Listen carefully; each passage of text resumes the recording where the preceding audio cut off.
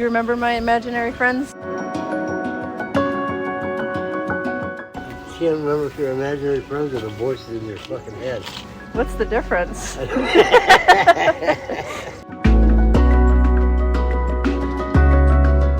Do you remember what you would yell to me when I was off in my own world? Earth to Gert.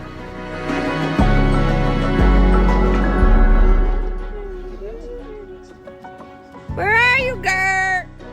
Earth to Gert.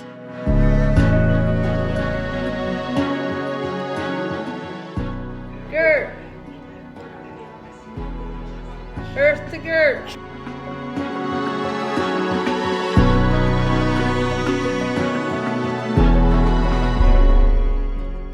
So I'm starting a podcast, and that's the title. Earth to Gert? Yeah.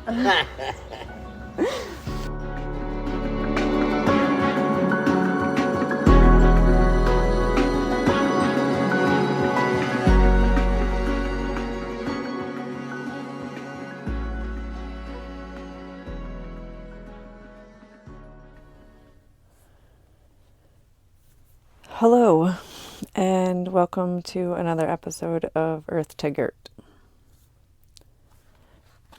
Today I want to start by reading you a poem. This poem is titled A Veteran... Alright.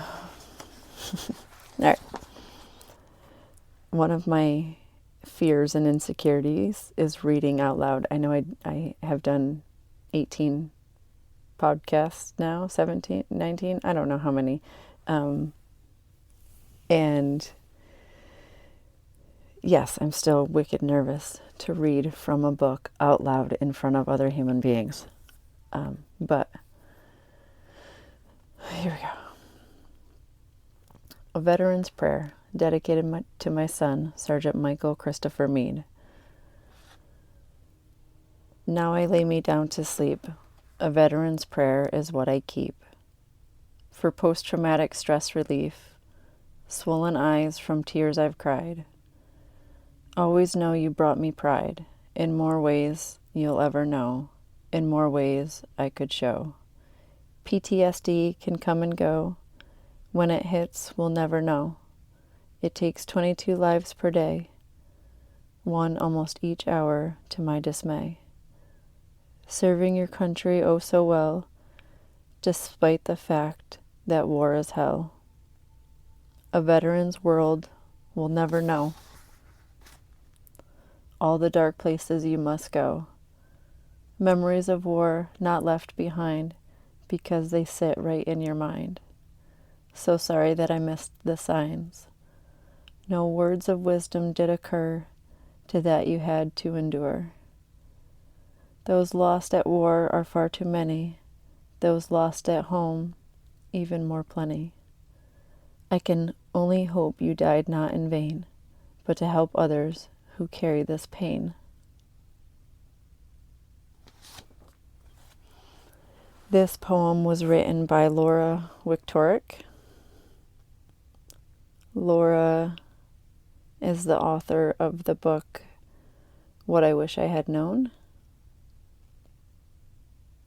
Laura is also the mother of my ex-girlfriend.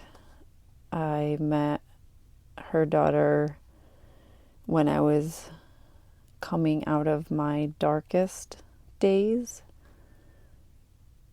at a time period where my suicidal ideations went from, I would say, active to a more passive. The thoughts of actively dying, of actively harming myself had ended, but the constant thought of not wanting to wake up or hoping that I would die in some other way was still always lingering in my brain. And a year after I met Nikki, that's when her brother died by suicide. Michael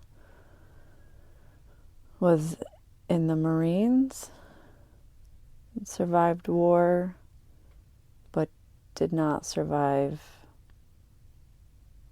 what happened to his brain afterwards.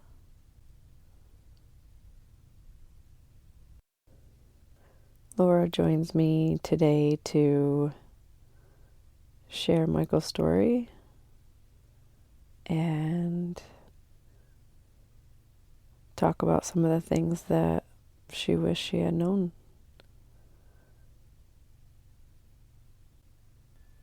It is estimated that there are about 22 veterans that die by suicide each day.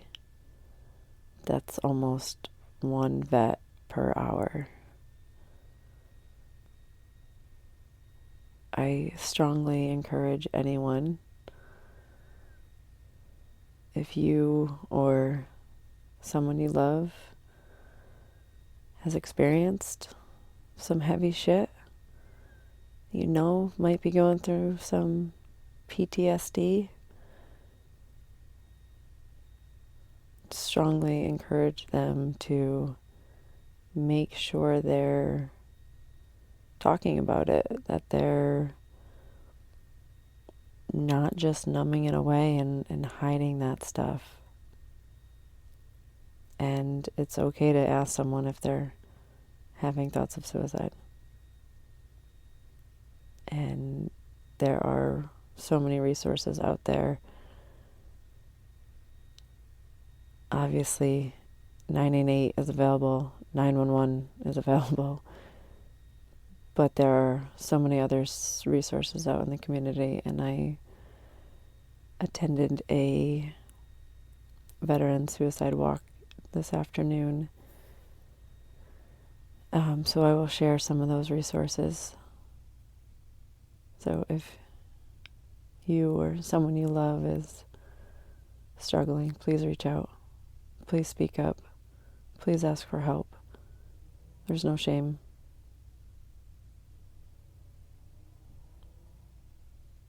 And as always, thank you so much for listening. Recording in progress. Look at you. Fancy. Techno. I know. Here we go. Look, I even have a fancy microphone. We'll see if I love it. working. Which, by the way, I have never met your sister or your niece, but I love them. And you and your sister sound so much alike. It's scary. Like, sometimes I didn't know who was talking. I had that problem when I was editing. So I know. Okay, good, because I'm not the only one. We've heard that from a lot of people. You are not the only one. In fact, I used to trick her boyfriends when they would call in high school, when they would ask for her. I would pretend to be her and see how long they would go until they realized it wasn't her. Luckily, they never got to any like dirty stuff before they realized it was me. Shame on you. Yep. But you learned some lines. Yes. Oh yeah. I've learned a lot from her. Absolutely. That is too funny. Yeah. What's the age difference? Do you mind? No, she's 5.5 years older than me. Okay. So when she graduated, I was in 6th grade. Okay. Yep. That's like Nikki and my Steve. Oh yeah. Yep. Cheers. Yeah. Yeah. Right. Yes. So before we begin, I just want to thank you so much for inviting me. Well, thank you so much for agreeing and being here. And number 2, thank you for keeping me from being arrested in court when I lost my son and I was trying to get his remains back, because that would have happened without you, for sure. Yeah, that was a tough time. Yes. Oh my gosh. And where was I going from? Oh, and your EMDR. I listened to it, and I am so impressed. Honestly, I think I would really like to try that. I think it would be something. Yes. It would be something. Because when I'm listening to it and I'm listening to everything you're going through, I'm thinking, oh my gosh, it's almost like somebody found the key to a door that in your brain was locked and lost. That is a really good way to put it. Absolutely. Yes, Absolutely. That is a really good absolutely. way to put it. Yep. And I have done that, I mean, I am the Yeah. queen of putting things off and staying Yeah. busy Uh-huh. but there's certain times and certain dates that things come up and you just can't avoid it. Yeah. There's no getting around it. Yeah. Yeah. And yes, oh my Well, gosh, you guys just had a big one. 4th of July was always, it's tough. a Yeah. tough one for you guys. Yeah. Hmm. Yep. Yeah. Yep. And last year, September 15th, was 10 years since I lost Michael. Mhm. And that was a big one. It was a huge one. It was a huge one. Oh, And honestly, I had a friend that said something to me, which I thought was a little bizarre, about somebody she knew that lost a son or lost a child in a car accident. And it was like 5 years ago. Don't you think that they would get over it? No, oh my God. First of all, I can't believe anyone would say no, that. no, And no. You no, never get over never. it. No, And the no. longer it is, that's the longer you haven't Yeah. seen or been Yeah. with your child. Right. Come on. Right. What a terrible thing to say. Yeah. Absolutely. No, there's And I just no, thought, well, what do people think of me? I mean, I try to put on a smile. I try to, but you saw what a hot mess I was I would firsthand. never, I would never word it that way. I would word it as surviving. Oof. Yeah, just trying to catch air Yeah, in the to water. breathe. Yeah, to breathe. Yeah. You, not only like had to grieve the loss of your son, you guys went through so much that you shouldn't have gone through. And Mhm. I don't know if you want to get into any of that stuff today, but um, I mean, you didn't get to grieve. You didn't Right. get to do any of Right. It that. took So, almost a whole year yeah, before I could actually start grieving. right, You're right. right. Yes.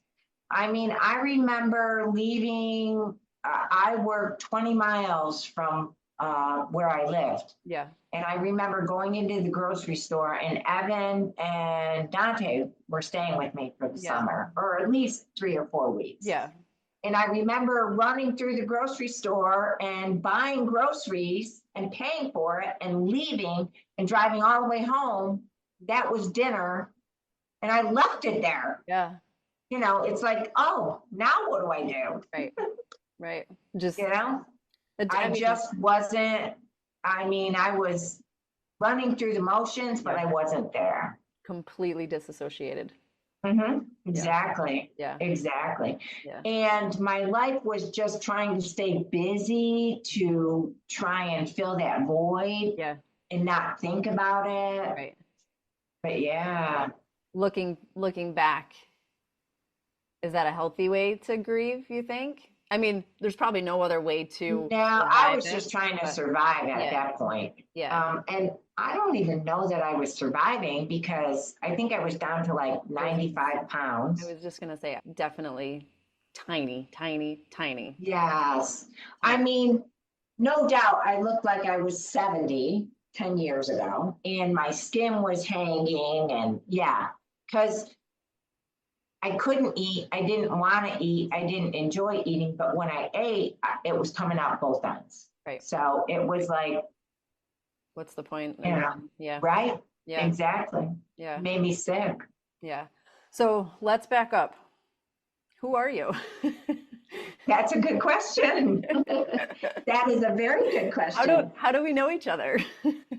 Well, first of all, I met you like probably at the very worst time of my life, which I feel horrible about. Yeah, I was trying to remember if we had met prior to that. Maybe one time. I think no, I you No, don't I think don't so? believe so. Yeah, I believe that I met you right when I found out yeah, that Michael died. yeah. And boy, did you step up and did you step in. You really helped our family. You have no idea how much you helped me personally. Well, you Because guys, you have no idea what I'm gonna get emotional already. The aftermath of your family, the impact that you all had on my life. You guys saved me.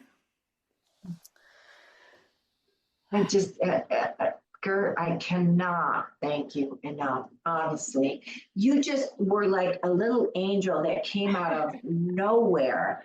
And you didn't ask for it. We didn't ask for it. But No, God, no. boy, And I did wouldn't trade it you. for the world. I would not, no, that experience, like, I would, I would wish that you guys didn't have to go through it, obviously, but, you know, there wasn't a sacrifice on my end in any way. It was an honor to be there for you guys, to I sit in could that with not thank you. you Like, enough. Oh my gosh. Honestly, I'm telling you, you were the only sane person oh, I that wouldn't was say that. keeping. But you were the one that was put together compared to everyone else was in shock. Oh Like gosh, yeah. the floor, the Yes. community, Yes. everything was cut Yeah. out from under us. Yeah. We were just in survival mode. Yeah. And what whew, I knew this was going to be a tough one. So what you guys probably didn't know is that that happened in my community when I was a kid. So it was sort of like I was sort of numb through it all too because I didn't realize it at the time, but I was processing so much of what happened in my childhood with our community member that died in that way. And so watching you all go through it it brought back a lot of those memories from that time. And Yeah. I just want to let everyone know that the reason that this experience changed my life is that all throughout that, or right before meeting Nikki, was when I almost ended my life. Yeah. And then I met her. Things are always happy-go-lucky at the beginning of a new relationship. Mhm. Her and I had a great connection. Obviously, one of those soulmate connections that, Mhm. yeah, And yeah, we just bonded really, really fast. And then a year into our relationship is when Mike died.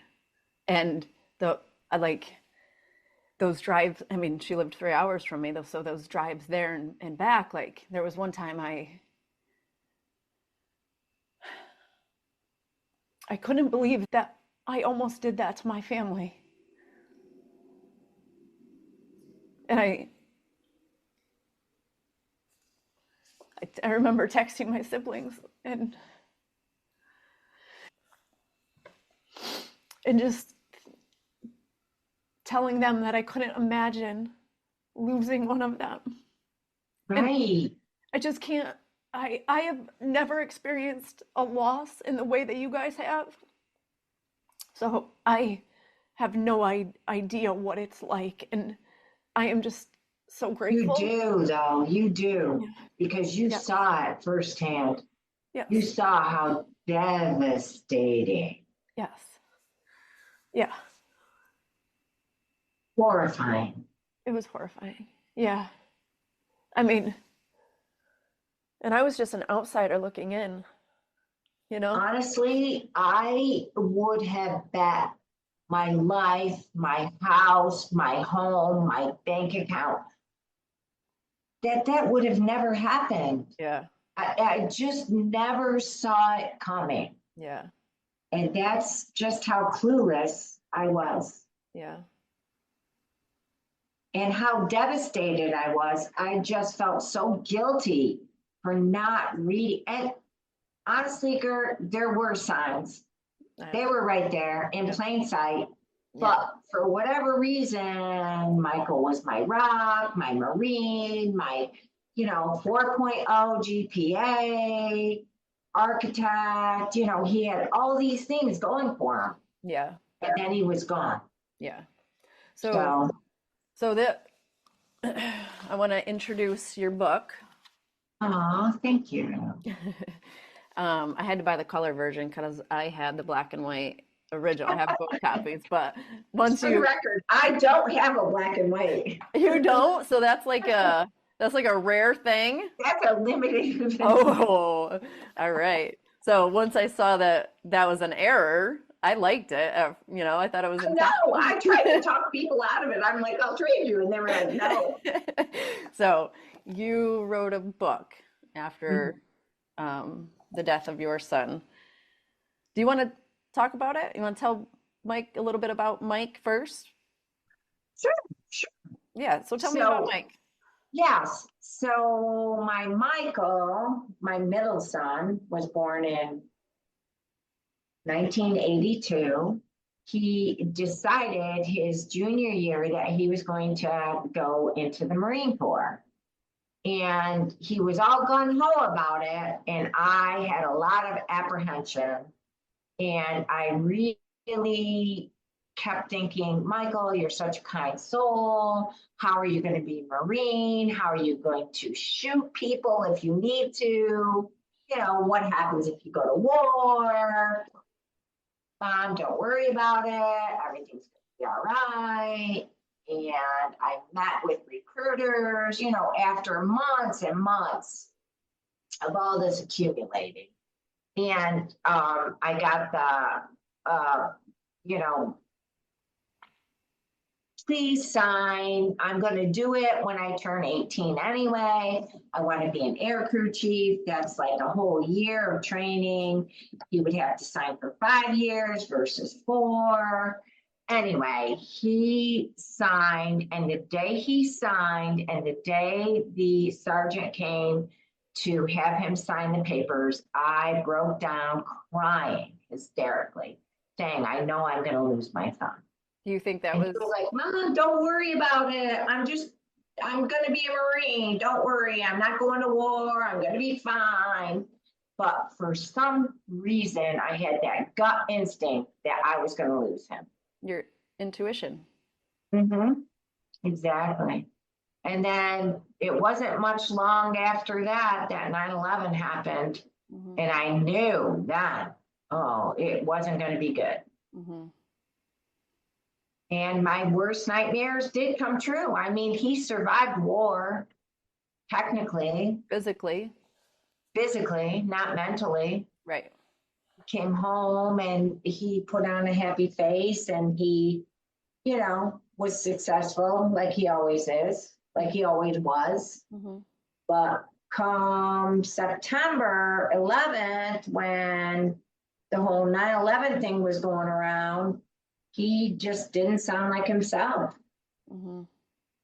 And September 14th was the last time I spoke to him. And he was gone on the 15th. And you guys spoke every day prior? Yes. Well, Michael, I never talked to Steve, ever. Yeah. he lives 2 blocks, not even 2 miles away. Yeah. And Nikki, that's a crapshoot too. But Michael called me every single day. He would call me in his commute because he was so busy. Yeah. And I didn't get the call and didn't get the call and didn't get the call. And when I did get a call, I answered and I said, Mike. And it was Steve. And that is so not like Steve. Like the last time I got a call from Steve, he was in the hospital with a collapsed lung. Right. So I knew it wasn't good. And he just kept saying, Mike's gone, Mike's gone, Mike's gone. And I just couldn't believe it. I'm like, what do you mean? Was it a car accident? Was it this? Was it that? It doesn't matter, Mom. He's gone. He's gone. Yeah, it does matter. Right. But so when did they tell you how he died?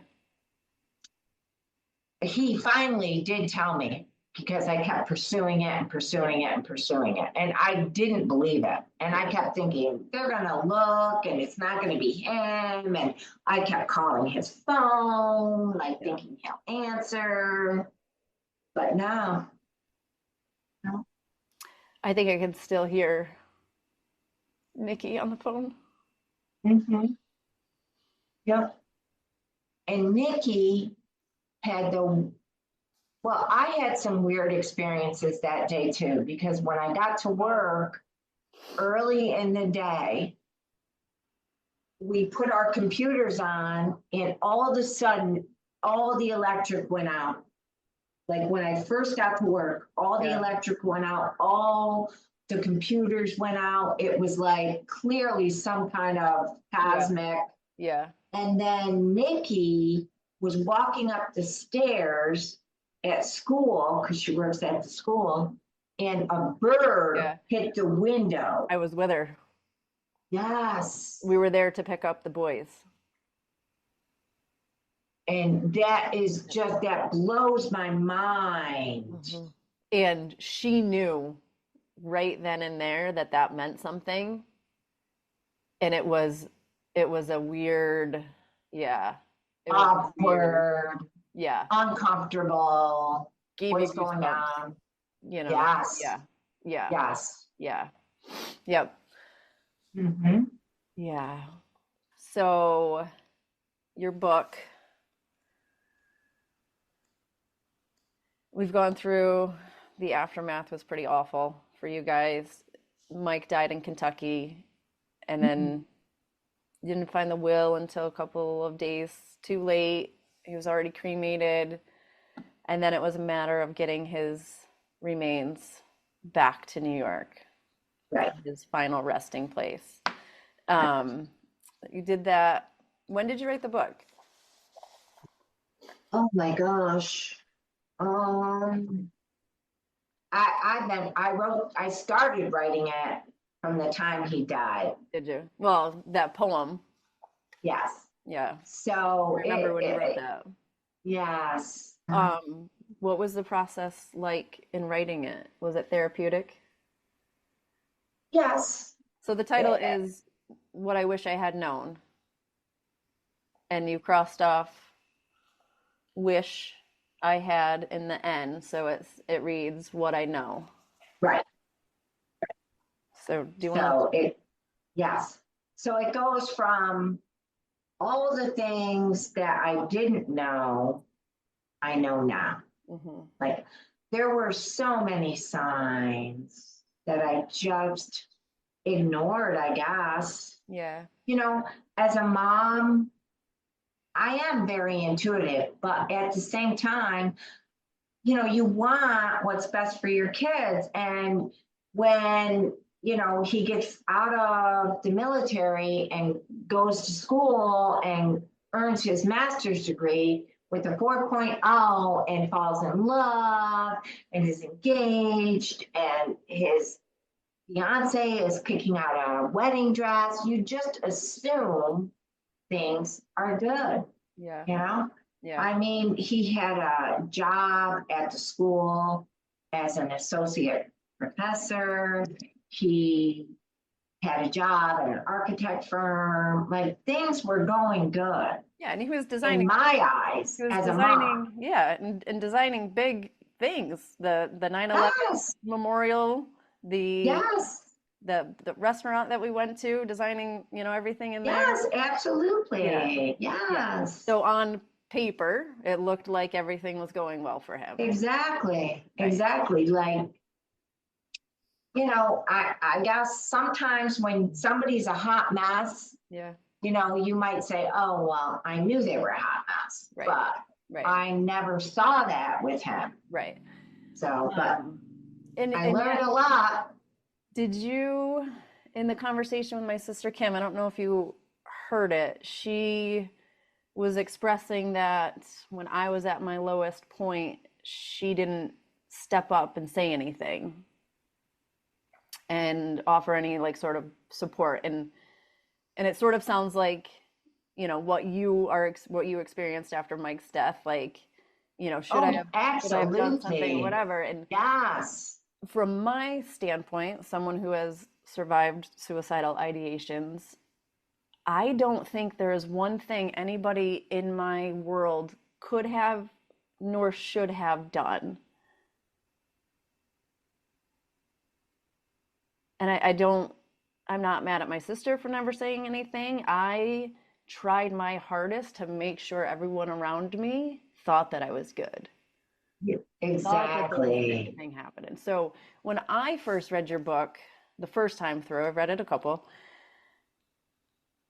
my takeaway was there's the chapter in here about um, that Cora wrote. Is that her name? Oh my gosh, I can't. Yes. Yeah, of all of the warning signs or whatever. Signs. Telltale signs. My takeaway was that these are warning signs for the people suffering to pay attention to.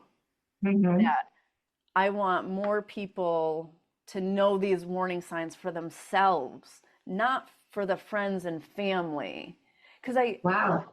I wonder how many other ways of dying do we blame ourselves for? Like if, my grandfather had died of a heart attack. Should I, no one's saying, oh, we should have seen the signs. We should have seen the signs. You know what I mean? Yeah. So That's a good. I wonder if there was guilt behind this. And I, as a suicide survivor, just sort of want to tell you to not feel. I don't know if I can tell you how to feel and whatever, but Right. I Right. don't think there's anything you could have done. I think Mike was doing his absolute best, especially with you, to make sure you thought he was good. I agree. And I don't Could think not agree more. so I think it's important for family members and especially like I think it's important for family members of vets Suicide. to read this. Yes. Um, I think I think it's more important for anyone going through depression to read and Yeah. recognize these warning signs in themselves because there was many that I was like, "Yep, check. That was me. Check, check, Yeah. check." And then it's good Absolutely. for family if they're noticing these warning signs. And that's the other thing I want to talk about. One of the things that people why they hesitate to bring up suicide is because they think they don't want to put that thought in the person's head. So if you know that someone's going through depression, some people are afraid to ask them if they're having thoughts of suicide. No, Right. I But don't if it's there, it's already don't there. don't hesitate. I say don't hesitate because I was so afraid to say it out loud. So if Hmm. someone had asked me first, it would have been so much easier. Hmm. So much easier. And there's clinicians in the world. I guess when I talk to them, I've already admitted that I was having thoughts of suicide. So their Right. question to me is, do you have a plan? I needed someone prior to, I guess, to ask if I was having those thoughts of suicide to Right. help, ease that because it is such a extremely hard thing to admit that Exactly. your brain is telling you to die. Right. Your brain is telling you that you no longer have a purpose. Yeah. There's no reason. Yeah. Like and like there was a lot of like what's the point in my brain? Hmm. Like what's the point? Hmm. And I will hopefully talk about this with my counselor. There was one day where I was, because I wouldn't talk to my counselor while I was actively having those suicidal ideations because I didn't want to be locked up. Right. But years years later, once I was safe and, honestly, it was just this past year where I really started to tell her, how bad my thoughts were back then. Yeah. So when I was opening up to her about these thoughts in my past, she just looked at me and she said, "Did you feel trapped?" And then this sort of like aha moment happened for me in when I look at all of the times there's been a few times in my life where I had some suicidal periods, and they were all in times where I either felt trapped in my job or a relationship, and not anything that I could have identified in the moment that I was trapped, but hindsight's 2020, and those relationships didn't work out and that career didn't work out, and Mhm. yeah, I was probably absolutely feeling trapped in those Right. Your moments. back Yeah. was up against the wall. Yep. Yeah. Yeah. I Yeah. hear you. I hear you. Yeah. It just sucks that some of us can't survive those thoughts. It's horrifying. It is. And in my mind, all I keep thinking is, Michael, you came so far, you survived war, you accomplished so many things, Yeah. but yet death was more appealing than life. Like if he was killed in a car accident, I maybe could get over that saying, well, it was his turn, God Yeah. called him, he had the little donor box checked, Yeah. but the way he died and by the time he was found, Right. like it just to me made no sense, but it does now. I was just gonna say, are you at a point now where you can see that it was, Oh, his yes. time, Oh, or yeah. however? Yeah. Yeah. Yes. And Yeah. the other question I wanted to, ask is Mike's coping skills, coping strategies. They Well, started before he even went to war. That mhm. that I don't want to say a perfectionism, but maybe he had a touch of perfectionism. I No, didn't he get to meet him, absolutely but did. yeah, he was a high achiever in everything he did. Hmm. Still holds records, or did his nephew beat him? Oh, Evan did beat his record in Nice. diving. Yes, it Yeah. got done. And I still believe he may have the track record, Okay. but So yes, school yeah, record holder, yes. just Overachiever, yeah, yes. yeah. Do you think that they were coping strategies for something going on in his brain prior to even going to war? Probably, yes. Yeah, Yeah, he yeah, was definitely an overachiever. yeah. Yes. And then I sort of feel like when he came back, and that's our society, right? Like we're not equipped to handle emotions or talk about it or, ask for help. So he just dove right back into being that overachiever. Right, right, Yeah. And exactly. so all my work has led me to understand, but not completely in like a neuroscience way, but in a broad sense, the actual structural changes that happen within the brain. So, what do you think his diet was like during all of that time? Do you think Oh my gosh, I just know that he worked he worked a lot? So he nonstop. he probably didn't eat a whole lot. So he Exactly, was exactly. deficient in And nutrients. brown bagging it, and Okay. yes, So yes, I'm going to say he was yes, probably deficient in a lot of nutrients. He was exactly. Yes, definitely deficient on sleep, yes, right? 100%. And Yes, there's no way that his brain doesn't change in that environment. right. He could And not possibly sustain that type of lifestyle. right. And he didn't. Yeah. Right, Right. exactly, Right. So exactly. that's, absolutely hate that, you had to go through this, but I am so grateful in your work post. You've done so much advocacy for suicide for vets, writing this book. Um, I've tried. yeah, and it's amazing work that you've done. You've turned your I pain into purchased a purpose. 200, I purchased 200 books to get out there and just gave them away and just Yeah, said, pass them along, pass yeah, them along. yeah. But yeah, it's not, who wants to read about suicide? I It's mean, just not a me. subject that's sellable. No, But it's not. And I mean, honestly, that was one of my hesitations with starting a podcast. Who's going to want to tune in every week and listen to sad stories about people's mental health? But there's such a you're spot on there's a because community. We need it. exactly everybody cares about their physical health, but it all goes together. Yeah. And if you don't have 100%. one, you don't have the other. Exactly. Exactly. You And that's couldn't, you're spot on. yeah. And I have been really, really trying to follow the good eating habits. I Yeah. mean, normally I am a good eater, but Yeah. I have really tried to like Well, make sure. I think you were always one that just flew through the day without having a meal until later on or Exactly. I think I remember that Exactly. about you.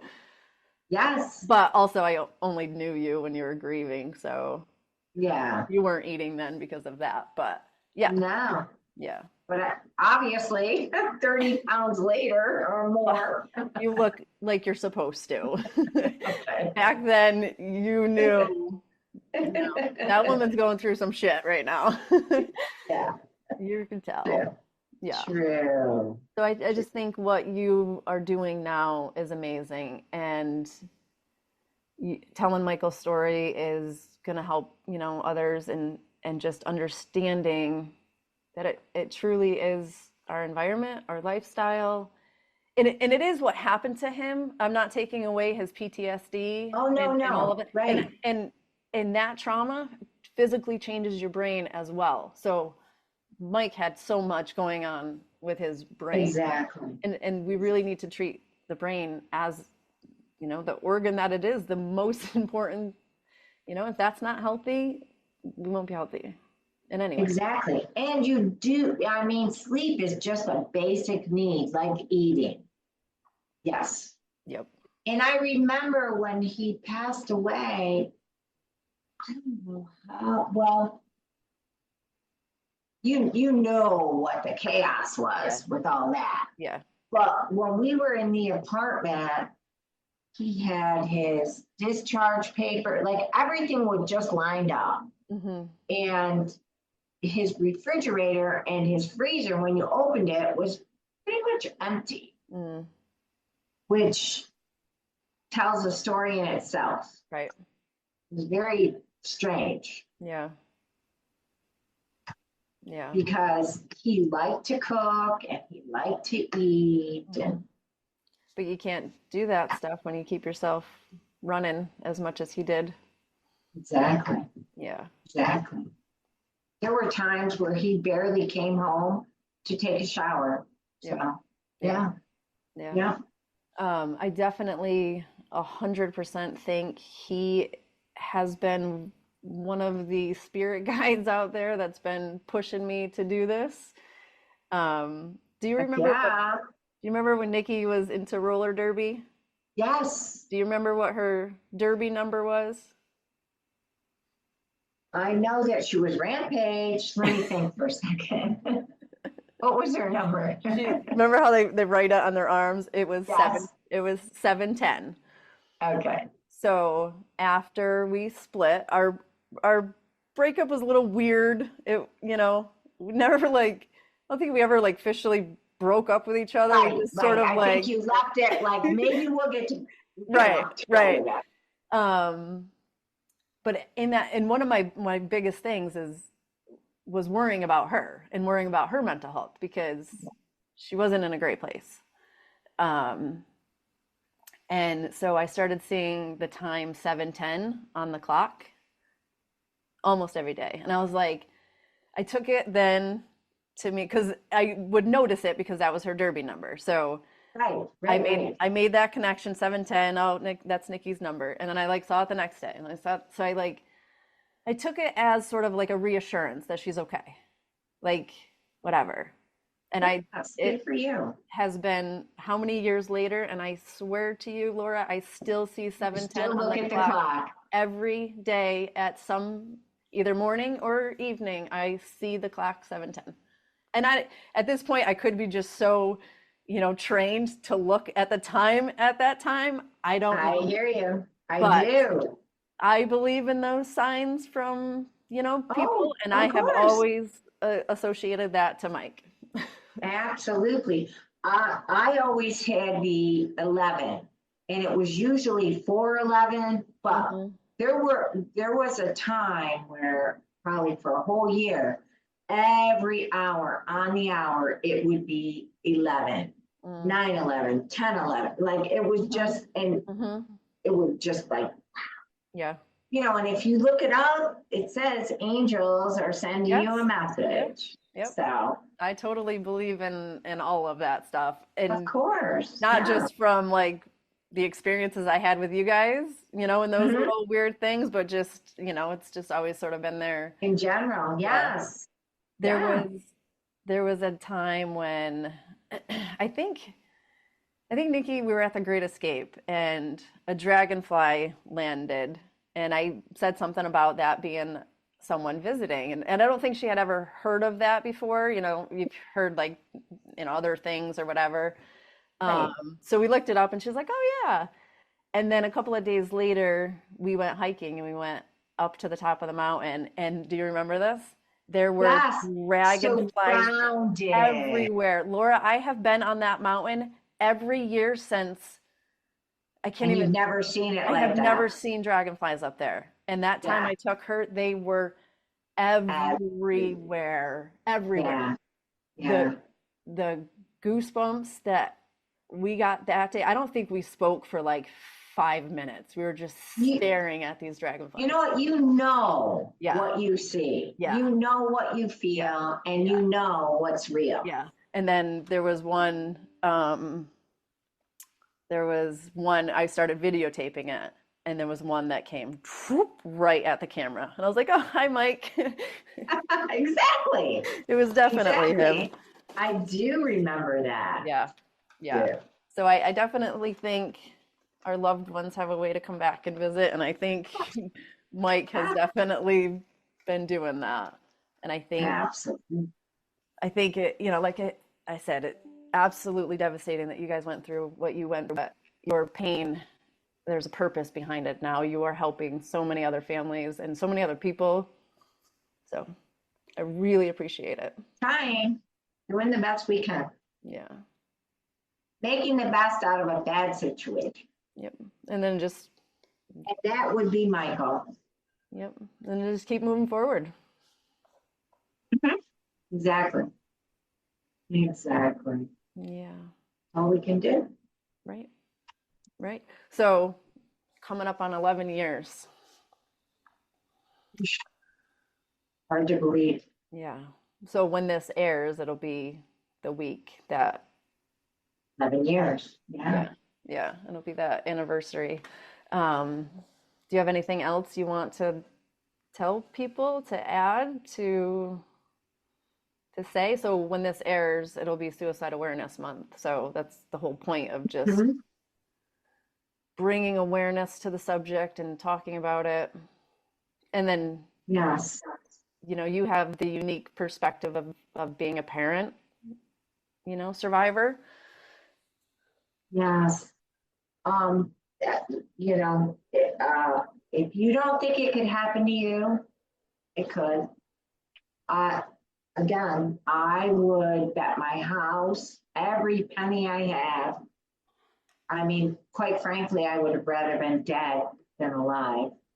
Um, After everything that I went through, my ex was really giving me a hard time.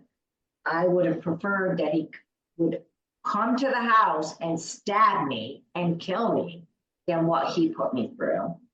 But never, ever say never, because I think in nobody any, is immune. yeah, in any Nobody is scenario immune. too. Yeah, yeah. I mean, when you talk about success, I mean, as a Marine, he was very successful. When he came out, he carried a 4.0 all the way through the architect program. Hmm. Um, on paper, he couldn't have looked better. And he's gone. And I was in shock, and I'm sorry. that I didn't see the signs, but they were there. They were, Yeah. in hindsight. Yeah. And I spent at least a year beating myself up, probably 2 or 3. I was just gonna And then say, I I know realized, that it was more than yes, that. yeah. I spent a long time beating myself up. And I realized that, number one, his killing himself, he did so much good in his life. He was so kind and such a kind soul. Like, he'd volunteered.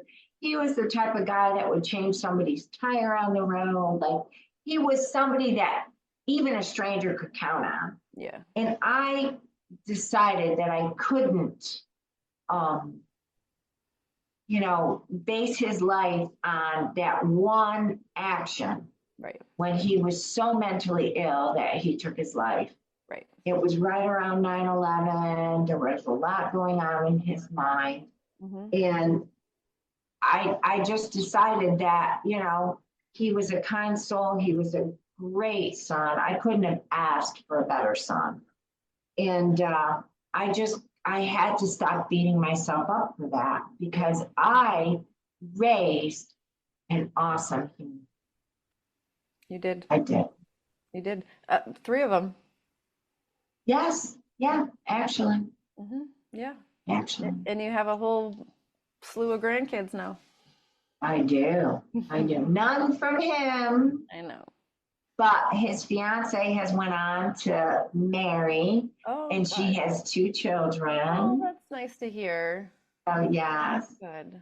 And I kind of watch from a distance because it's just a little awkward. Yeah, and it's, I'm sure, hard. Yeah. Yeah. It is. Yeah. Yeah. But good for her. Yeah, absolutely. Great person, great family. Yeah. Yes. Absolutely. Absolutely. Yeah. One day at a time. Yeah. All I can say. Yeah.